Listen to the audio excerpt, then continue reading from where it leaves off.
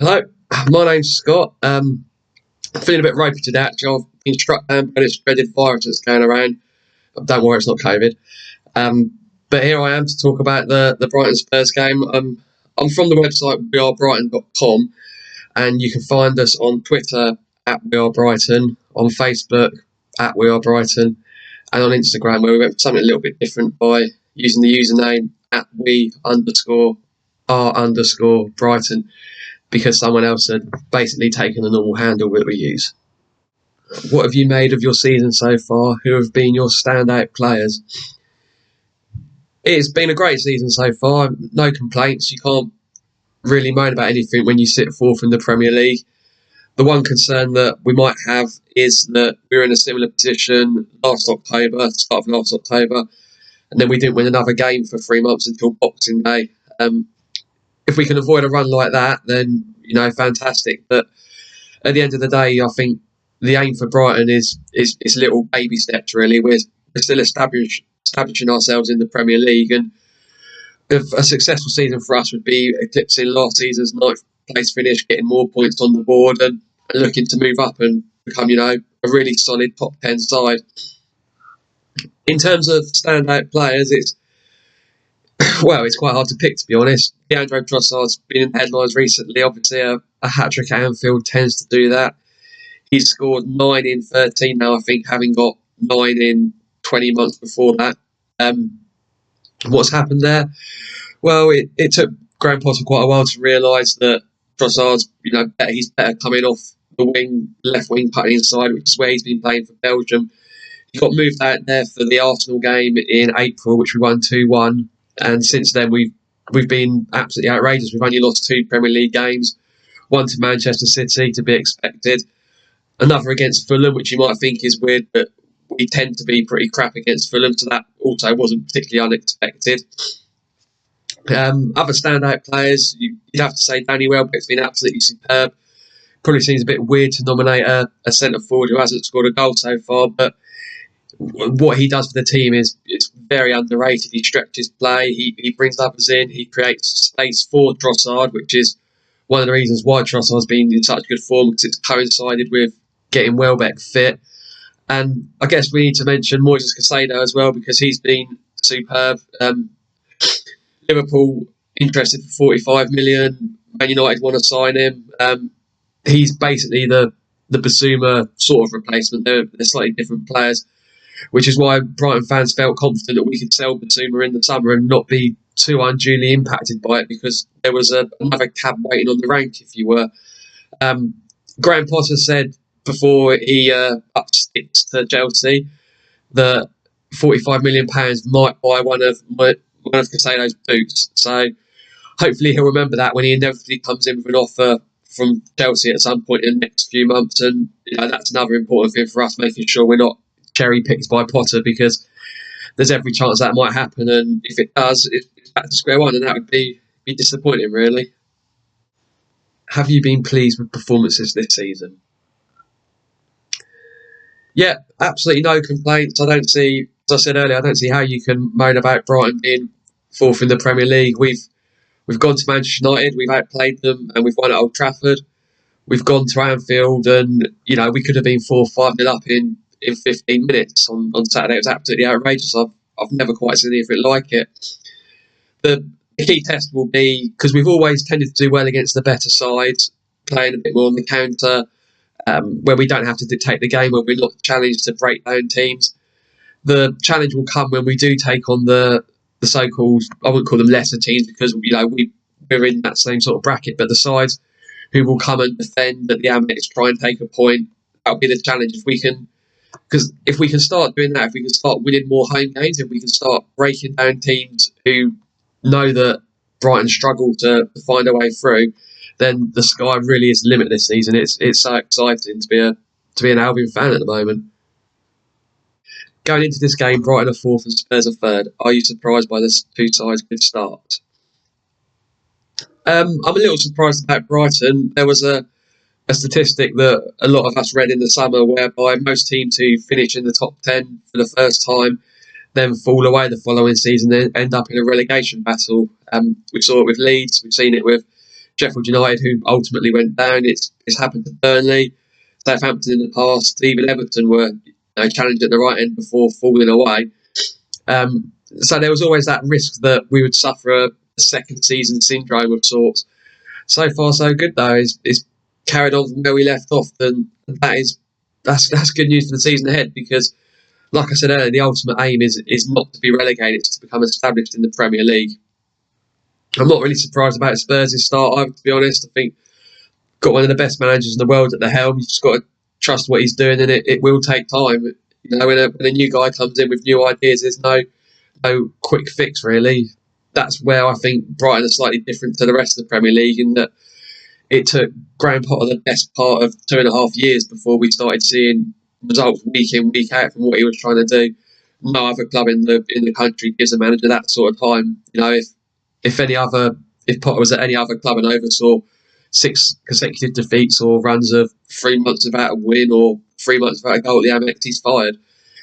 Which, you'd hope that some Premier League clubs will look at Brighton and say, oh, hang on a minute, if we give someone a chance and give them a bit of time and a bit of stability, then that's how you do something long term.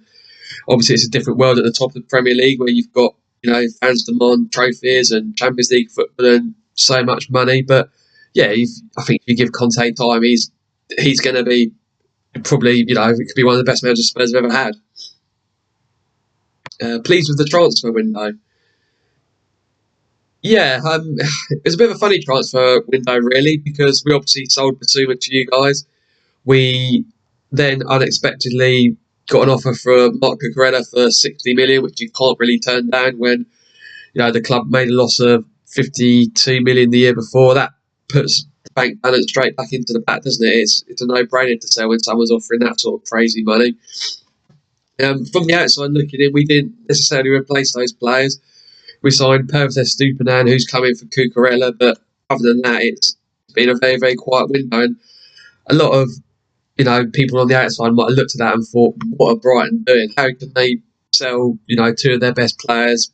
White went the year before, so effectively 3 of your best players in the space of a year and not replace any of them. But that's testament to the setup, really, whereby the club sign young players from abroad, they then farm them out on loan, they get them ready for first team football, so that when one of those big sales does happen, there's always somebody ready and waiting to step in. We've seen it with Basuma being replaced by Caicedo. McAllister stepped up as well. It's a seamless sort of transition where when you support Brighton, you don't look at transfer window for the immediate sort of what's happening now. The players that we sign in this window won't make an immediate impact. They'll come into it sort of 3 or 4 years down the line, and it's just long-term strategy. It's quite an exciting way to run a football club, really. Thoughts on Potter leaving? I think we were all a bit surprised, not that Graham Potter left because he was always going to go to a bigger and better club at some point, but more with the timing of it, really, because in April, before we played Arsenal and Spurs in back-to-back away games, we'd lost 6 games in a row. We'd scored 1 goal in 7, just drawn 0-0 at home to an absolutely shocking Norwich side. And you think, if the Chelsea job had been available then, would they have come in for him? No, obviously not. So they seem to have based the appointment on effectively 13, 14, 15 games of Premier League football where we've been really, really good since mid-April, which is why it's a surprise that the opportunity came up. I don't think anyone could begrudge him going, to be honest. If someone offers you £60 million a year over 5 years, you're going to be very, very rich. Even if you last 6 months, the payoff's going to be absolutely huge. And it's sort of, in a way, though, it's just been business as usual, really, because he's gone. Tony Bloom is quite well known for having his famous managers list, whereby the club always have a list of 4 or 5 managers who they want to appoint as the next guy in charge, basically, to say, in the event something like this happens, as soon as Potter goes, Bloom knows, right, bang, that's the guy we want. So Roberto De Zerbi's come in. He's a little bit different to Potter in that he's much more attack-minded, and you could see that at Liverpool, really, where we blew them away in the first 15 minutes. And I think that will excite fans, because one of the biggest criticisms of Potter was that for all the possession football, and it was very, very safe and risk averse. That's why we didn't. That's why we went from January until April without scoring a goal at the AMEX. It seemed at times like he was more concerned about keeping the ball than scoring goals. That is the complete opposite to this guy, who just seems to be all out attack, and I think that's going to be a refreshing page. It's risky, obviously, because we saw at Liverpool there was one point where we were in Liverpool's half and he was waving the back three 20 yards forward further into the Liverpool half, and to do that at Anfield where you can be picked up on the break by the likes of Salah and Mane is pretty kamikaze, to be honest. But it worked. We got a point at Anfield. We'll see how it fares against Spurs, but it's certainly different to what we're used to, and I think there's a lot of excitement about the appointment. Certainly, I can't remember being this excited about a new manager since Gus Poyet took over, and that worked out pretty well because within 18 months we were League One champions. So, not that I'm saying we're going to win the Premier League or anything. What have you made of Tottenham so far, and your thoughts on Conte? Like I said earlier, I think Conte is a world-class manager, and Spurs were very, very lucky to have him. It's just he needs time, though. I mean, that's what it takes. He has a certain way of playing, doesn't he? It's very fast-paced, very frenetic, and that is probably a world away from what this Spurs squad are used to and these players are used to. And when you have such an overhauling style, it does take time. We saw that from going from Chris Hughton to Graham Potter. The results weren't immediate.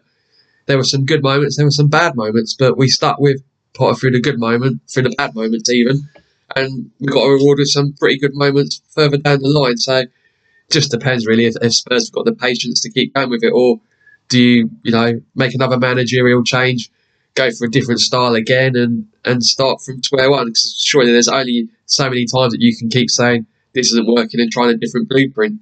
You've got to give these things time. Your favourite moment, Brighton versus Spurs?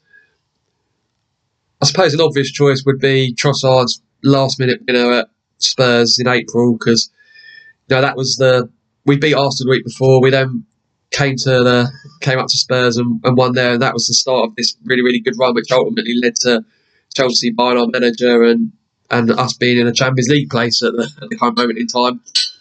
But I think for me it would be the 3-0 win at the AMEX back in October 2019, because it was Potter's first win, and it was at that point in time we hadn't really outclassed any of the the European Super League Elite Six, as you call yourselves. So we'd scraped 1-0 wins over United and over Arsenal, but we'd never actually gone toe to toe and completely hammered a big side. And to see Brighton play football like that was fantastic. Obviously, Aaron Connolly scored twice, and we all thought, God, here we go, it's the next coming of the Irish Christ, and that hasn't quite worked out, because since then he's been involved in sort of more off the pitch headlines with his Love Island girlfriend and doing God knows what. Then he has scored Premier League goals, and it's a shame. But if he inevitably ends up dropping down the leagues and being one of those quiz question of sport or something, he'll always have that moment, and it will be one of those moments where we look at it and we think that was a staging point in our journey to becoming a proper Premier League side.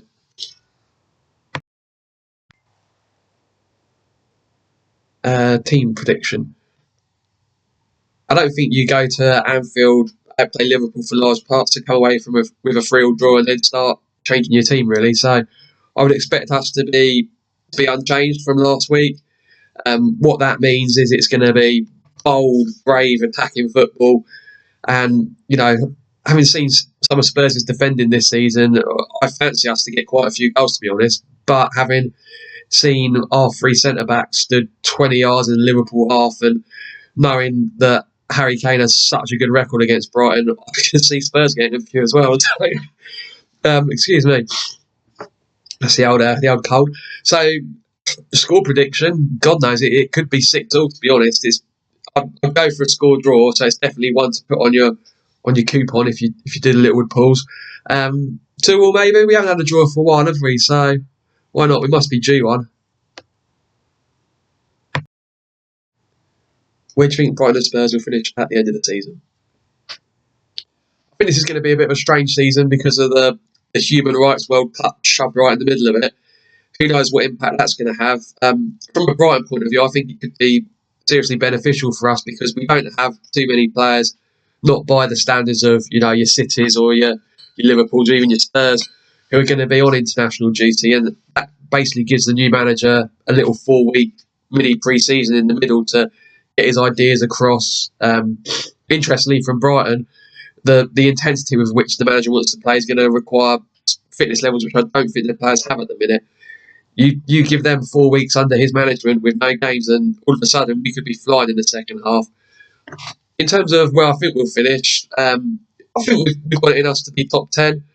Obviously, the dream would be Europa Conference and Thursday nights in Kazakhstan, and I'm not entirely sure how to explain that to the missus yet, but we'll cross that bridge hopefully when we get to it. But like I said earlier, anything above 9th is a good season for us. As for Spurs, the title's done, isn't it? You can kiss that goodbye. City are just absolutely outrageous, and no one's going to get close to them. Liverpool floundering, United being rebuilt. Will Arsenal last the distance? Probably at the best of the rest at the minute. I think if Potter at Chelsea is anything like with us, they're going to have difficult moments because the players will take time to adapt to what he wants to do. So, anything after Man City is up for grabs, really. It could be between Arsenal and Spurs for runners-up spot. I'd expect you to get in the top 4, to be honest, and surely that's a good season as well, because right now it's going to take some sort of freak natural disaster to stop City winning the title for the next 5 or 6 years, unfortunately. But that's what happens when you let loads of oil money into your league, isn't it, really?